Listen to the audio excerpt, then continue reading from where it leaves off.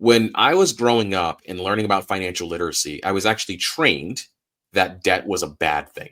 Debt means bad because you don't want to have any debt, and you hear everybody running around talking about being debt free. The reality is the really wealthy people are not debt free. Welcome to the Contrarian Capitalist Podcast, the ultimate destination for accredited investors and entrepreneurs seeking alternative wealth building strategies. Discover how to fast-track your journey to wealth and time freedom by thinking outside the box. If you're ready to join the ranks of the Contrarian Capitalists and learn the most effective ways to reach your financial goals faster, you're in the right place. Let's get started with today's episode of the Contrarian Capitalist Podcast. Thank you once again for listening to another episode of the Contrarian Capitalist Podcast. I'm your host and your favorite silverback, Sylvania Harrod. And on today's episode, I'm going to take you through just a little bit about the art of using other people's money. This episode was inspired by the First Lady, aka my wife, Heather, because she was asking me, like as I'm doing different tiers of capital raising and helping people go through that, why do people actually need other people's money? If they have a boatload of money, why can't they actually use it? And you know what's funny is that sometimes once you get experienced in doing a particular subject, you actually forget about these things. And so you forget about some of the fundamental questions you had when you got started, which is why I love helping and teaching, because it helps me stay grounded and reiterate some of the earlier information that I know, that questions I had that are now at a place where it's just known. Like, oh, this is just normal because it's normalized for me. So she was asking me that question. So I'm going to break down like what happens on most large scale real estate projects. I like to use the number 100 because it's just simple math and I can do it off the dome real quick. But let's say you're going ahead and there's a person that's looking to buy $100 million building. So the $100 million building, I'll give you the kind of the structure, and it shifts and moves depending on the size of the deal, but I just use raw numbers. So when you go into real estate, especially any phase, there's two different sides of what's needed to secure that, to buy that $100 million building. One is called debt. So debt is something that's, whether it's short-term debt, which is referred to as bridge loans, or it's longer-term debt, which is just long-term financing on an asset. If you hear me say the word asset, all that means is a piece of property, a business, etc. It's just a tool that financing is used for. So just think of that as an asset. So when I look at the asset being $100 million, let's say they're at a phase where they're just buying it straight up, not even renovating, doing construction or anything there. So that asset that they want to buy for $100 million is going to have, on the debt side, is normally going to be what's called 70-30. So the split, I tell you, the larger number is always the debt. The smaller number is usually always what's called the equity portion, or you'll hear me say raw cash. So if you have equity, that's the amount you need to bring to the table in order to secure the next $70 million. When I was growing up and learning about financial literacy, I was actually trained that debt was a bad thing.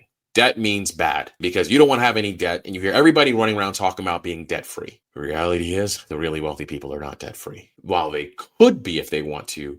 If I know I can make money make me 20% and debt's only going to cost me maybe 6 or 7%, it means you don't have advanced financial literacy of understanding how to use money to make money. Because if you just look at the math equation, if I took my money in that scenario and took all of my money, I am going to, that money cannot be used.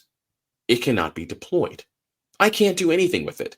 So in reality, if I had a vehicle that allowed me to make 20% a year, and I take it out of that vehicle to put it into something that costs me 6% a year, I'm actually losing 26% month over month over month. So while I can make it up per se, depending on the type of asset I buy, if it's distressed and I can really raise the value and get it back, I don't want to do that. So what I do is I take a small sliver of what's required to help me secure the deal.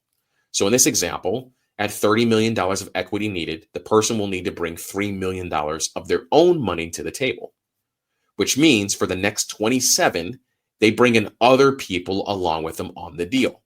Because the reality is they know that they're going to buy it for 100. They're going to put maybe 50 million in renovations in it.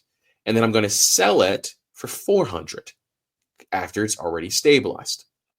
So that means that I'm going to have the opportunity to potentially walk away with $100 million. Everything all said and done in probably 5 years. So what they do is they go out and they raise the next 27 million. So they take that 27 million and they just bring it from other people, because people understand my money has I have the opportunity for 27 million, and knowing that there's going to be a 50 million or $54 million jackpot at the end of it that I get to walk away with.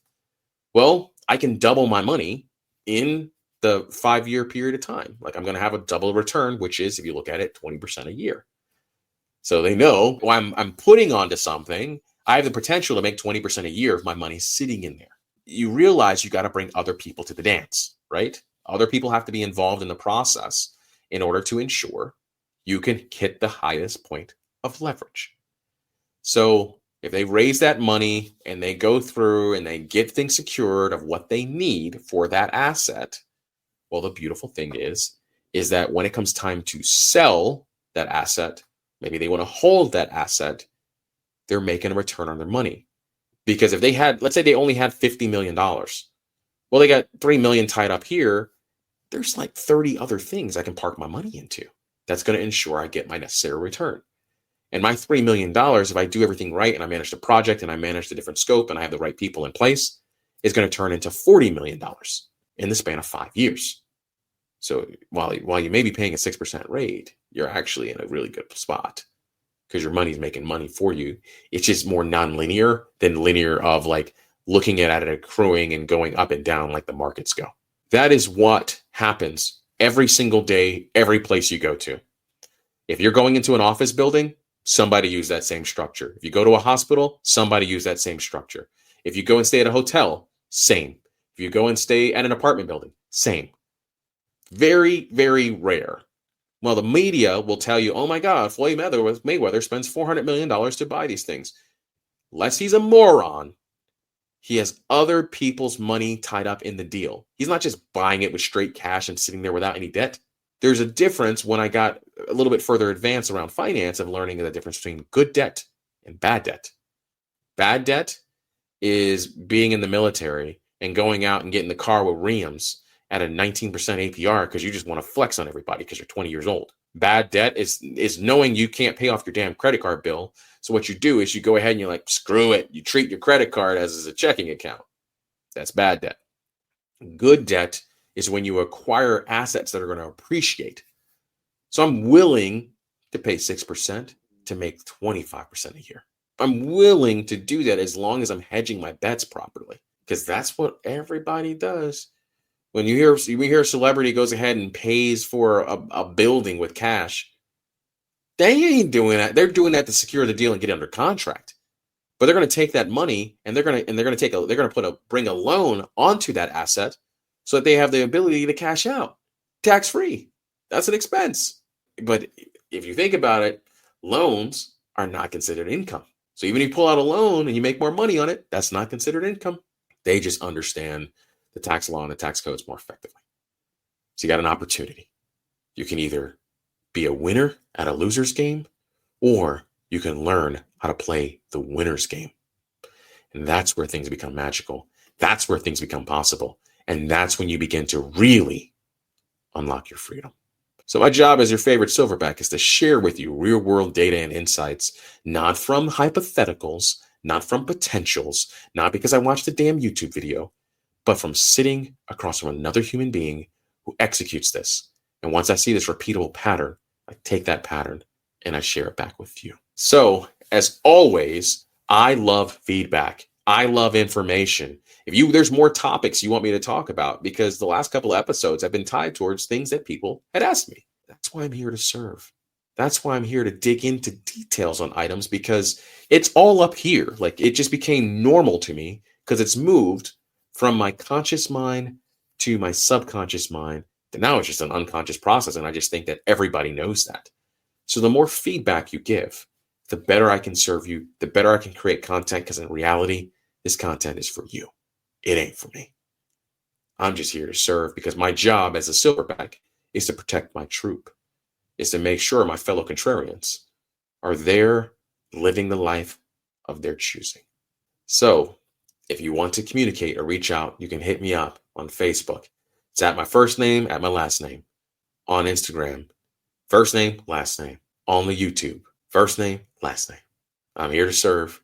I'm here to help. Also, let's not forget LinkedIn. You can send me there too. I just got one pinged a couple seconds ago. I'm going to dig into that. But as always, stay the course, set your mission, and make sure you have a vivid vision that you can live every single day within. And in order for you to do that, you got to stay hungry, stay humble, and stay grateful. Cheers, everybody.